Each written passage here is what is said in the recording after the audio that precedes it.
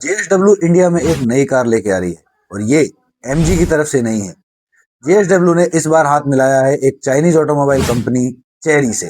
Cherry automobile China की number 1 passenger car exporter company है जो पिछले 22 सालों में 80 प्लस कंट्रीज में अपनी कार एक्सपोर्ट करती हुई आई है और आज इसके 1.5 करोड़ से ज्यादा यूजर्स हैं। चेरी के बारे में सबसे इंटरेस्टिंग बात यह है कि इस कंपनी की शुरुआत किसी इंडिविजुअल इंसान ने नहीं बल्कि चाइना की म्युनिसिपल कॉरपोरेशन ने की थी। और दूसरी तरफ इंडिया के म्युनिसिपल कॉरपोरेशन का हाल तो आप जानते ही हैं।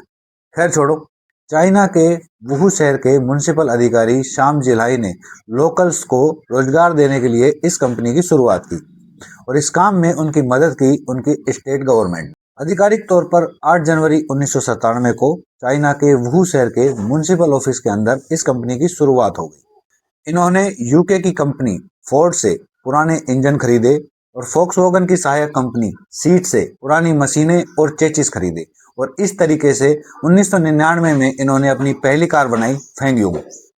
पहली कार तो इन्होंने बना ली, लेकिन इनके पास अनहुई स्टेट के बाहर कार्स बेचने का लाइसेंस ही नहीं था। तो इन्होंने एक चाइनीज ऑटोमोबाइल कंपनी सियाक के साथ पार्टनरशिप की और 2003 में पहली कार जो इन्होंने पूरे चाइना के लिए बनाई उसका नाम था चेरी क्यू। ये कार इतनी सक्सेसफुल हुई कि रातों रात चेरी को एक ब्रांड बना दिया। 2005 में इन्होंने खुद का एसी टेको इंजन डेवलप किया और आज ये आईसी इंजन, हाइब्रिड और इलेक्ट्रिक तीनों ही तरह की कार बनाने वाले हैं।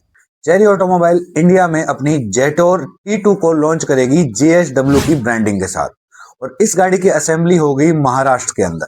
जेटोर T2 1.5 लीटर के टर्बो पेट्रोल इंजन के साथ आएगी जिसके अंदर प्लग इन हाइब्रिड टेक्नोलॉजी का सपोर्ट होगा।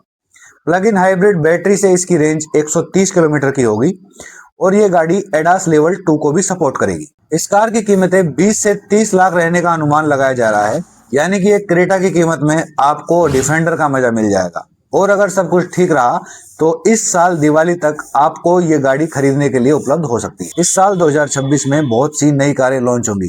जानकारी के लिए जुड़े रहिए मेरे साथ।